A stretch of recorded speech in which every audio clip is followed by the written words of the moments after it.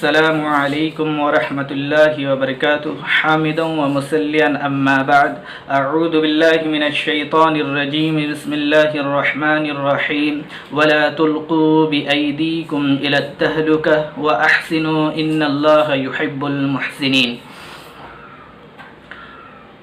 کسی بھی مصیبت، آسمانی آفت، عذر، بارش، ٹھنڈ یا اضطراری حالات جیسے لاک ڈاؤن میں مسجد کو چھوڑ کر گھر میں نماز پڑھنا جائز ہے یا نہیں، اس کے تعلق سے اسلام کا کیا نقطہ نظر ہے، میں آپ کو بتانے کی کوشش کروں گا۔ نمبر 1، آئیے ہم دیکھتے ہیں کہ عام نمازیں اضطراری حالت میں جیسے لاک ڈاؤن میں گھر میں پڑھنا جائز ہے یا نہیں۔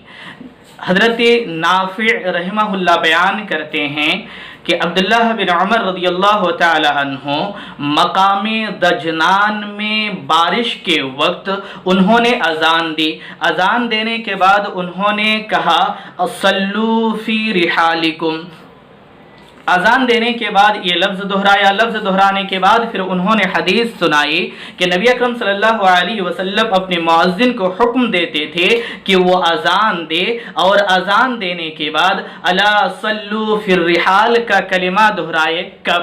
جب رات ٹھنڈ ہو یا بارش کا وقت ہو یا سفر ہو۔ اس حدیث سے پتہ چلتا ہے کہ اگر عام مصیبتوں میں یا وبائی بیماریوں کے وقت یا سفر کے دوران یا کسی بھی عذر کے تحت لوگ مسجد کو چھوڑ کر اپنے گھر میں نماز پڑھ سکتے ہیں۔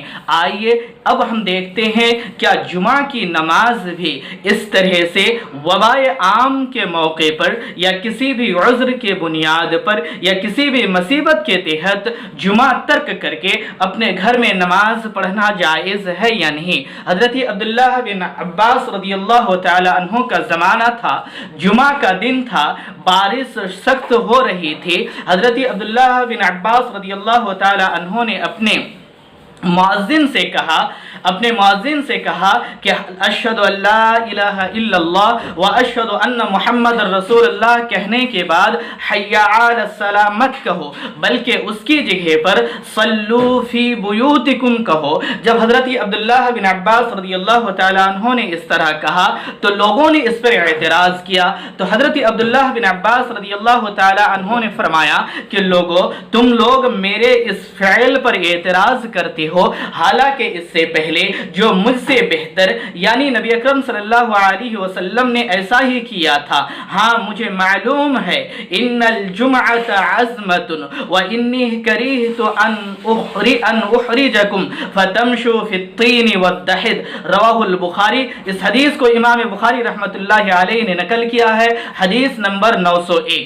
یعنی حضرت عبداللہ بن عباس رضی اللہ تعالی عنہ نے فرمایا مجھے معلوم ہے کہ جمعہ واجب اور فرض ہے، لیکن میں یہ مناسب نہیں سمجھتا کہ آپ لوگوں کو پانی کیچڑ اور بارش میں پانی کیچڑ مٹی میں چلنے کی زحمت دوں۔ اس حدیث سے پتہ چلتا ہے کہ جمعہ کی نماز اگر کسی مصیبت کے تحت چھوڑ دیا جائے تو جائز ہے۔ اس حدیث کے قبل امام بخاری رحمۃ اللہ علیہ نے ایک چیپٹر قائم کیا ہے، اس چیپٹر کا نام رکھا ہے باب الرخصۃ ان لم يحضر الجمعۃ فی المطر۔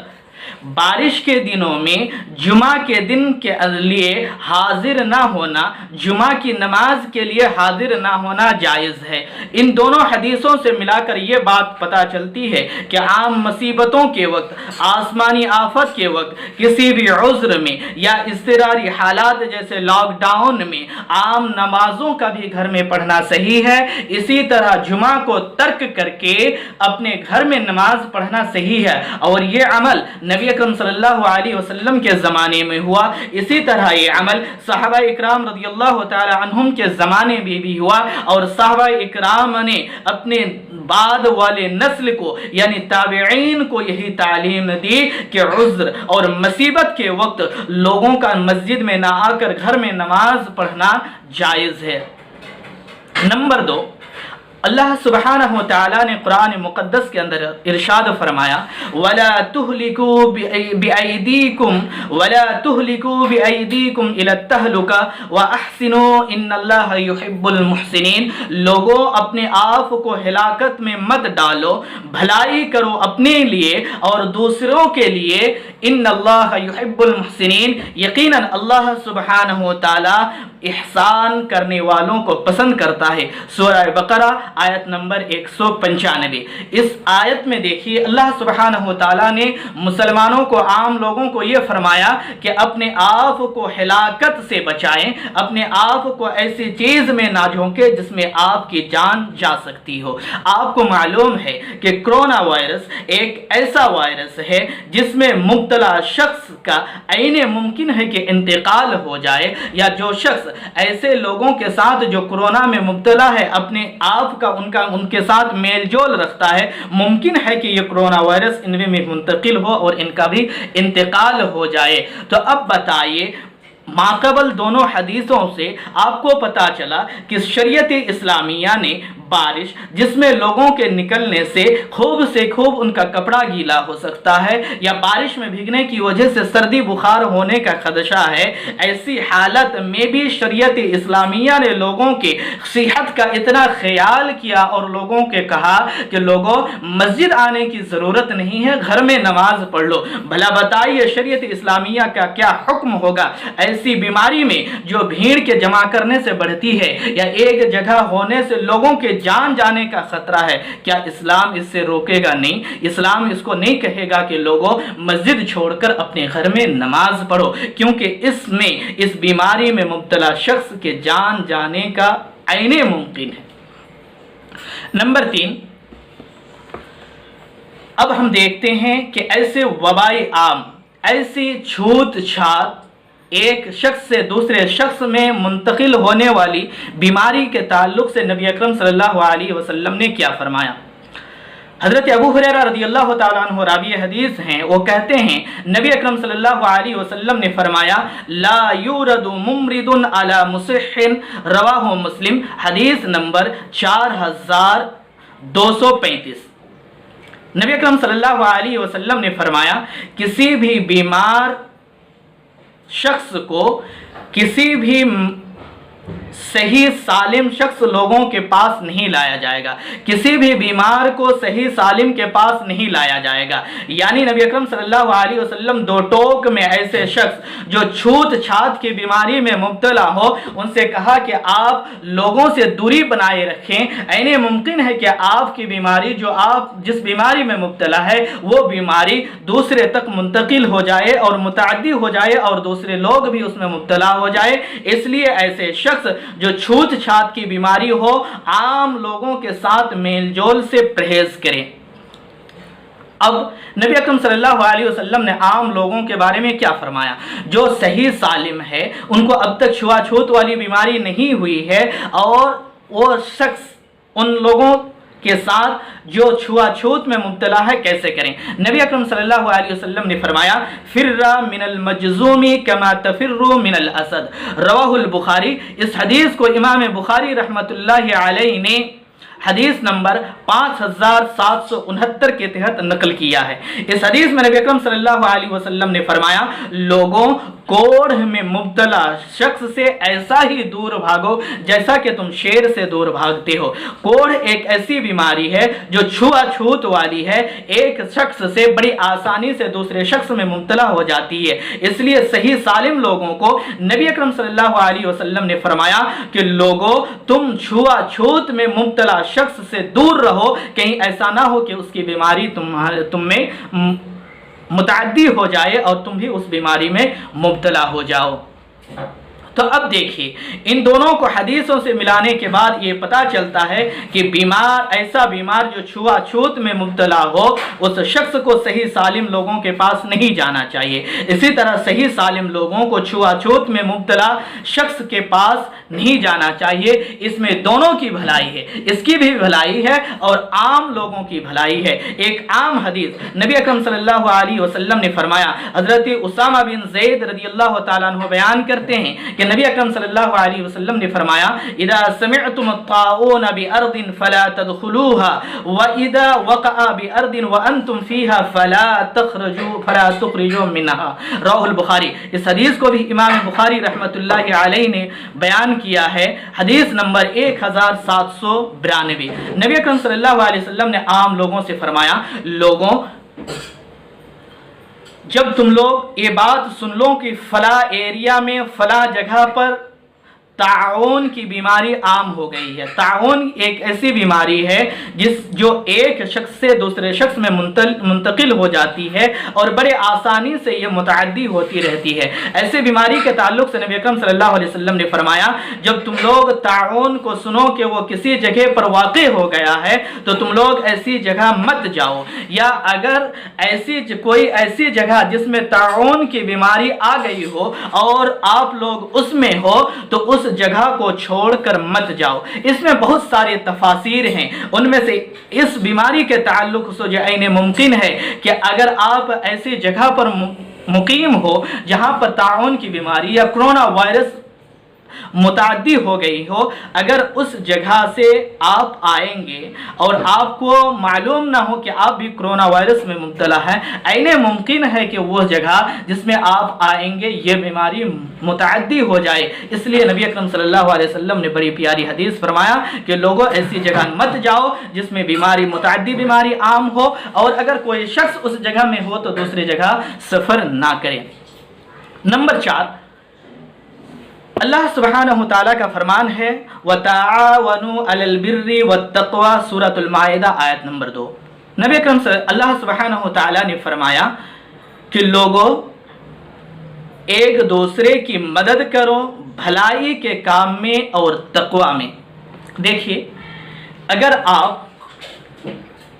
بھیڑ جمع نہیں کر رہے ہیں سرکار کے حکم کے مطابق تو آپ سرکار کی مدد کر رہے ہیں، کیونکہ یہ بھلائی کا کام ہے۔ اگر آپ بھیڑ جمع سرکار اس لیے منع کر رہی ہے کہ آپ اس بیماری میں مبتلا ہونے سے بچیں، یہ آپ کے لیے بھی بھلائی ہے اور سرکار کے لیے بھی بھلائی ہے، اس لیے ہمیں اور آپ کو ایک دوسرے کی مدد کرنی چاہیے، ایک دوسرے سے دوری بنائے رکھ کر اور اپنے گھر میں رکھ کر۔ اس میں سرکار کی بھی بھلائی ہے، ہماری بھی بھلائی ہے اور عام جنتا کی بھی بھلائی ہے، اور اللہ سبحانہ تعالیٰ کا فرمان وَتَعَاوَنُوا عَلَى الْبِرِّ وَالتَّقْوَى کی فرما برداری بھی ہے۔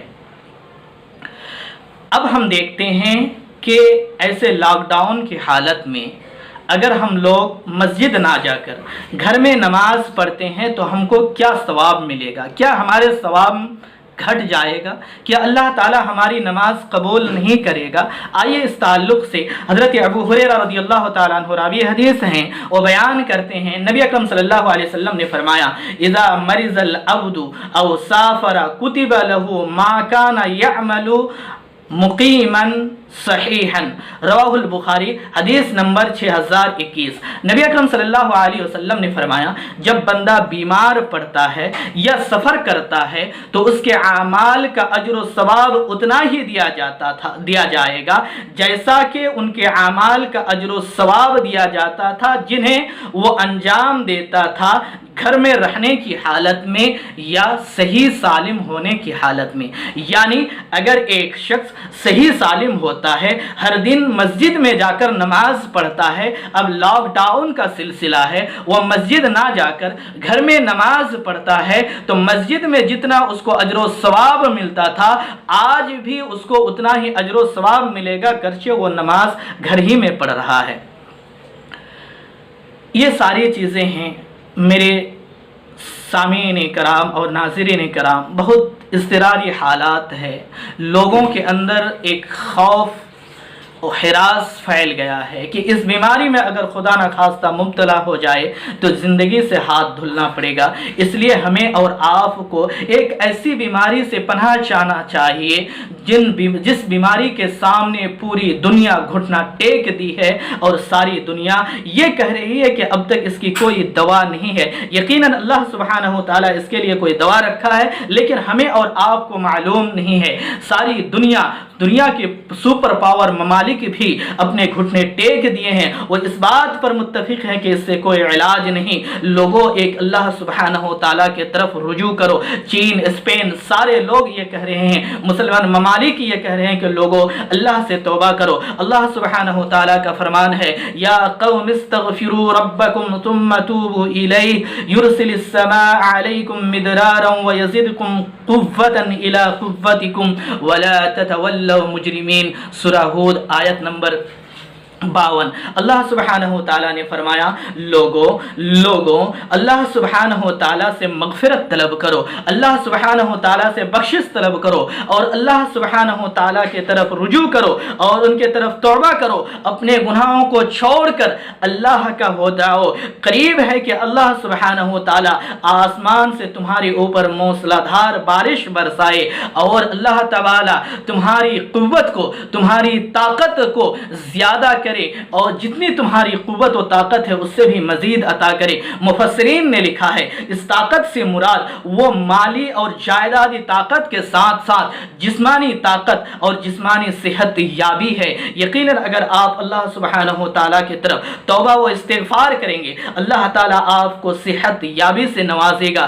یقیناً اللہ سبحانہ و تعالیٰ اس بیماری کو پوری دنیا سے ختم کر کے رہے گا۔ اس لیے میں تمام دوستوں سے، میرے تمام بھائیوں سے گزارش کر رہا ہوں، لوگوں اب بھی وقت دیر نہیں ہوا ہے، اب بھی بہت دیر نہیں ہوا ہے۔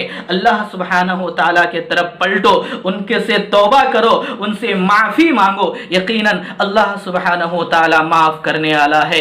رب العالمین سے دعا گو ہوں، رب العالمین ہم تمام مسلمانوں کو بلکہ تمام لوگوں کو اس وبائے عام سے نجات دے، آمین۔ وما علینا الا البلاغ۔ السلام علیکم ورحمۃ اللہ وبرکاتہ۔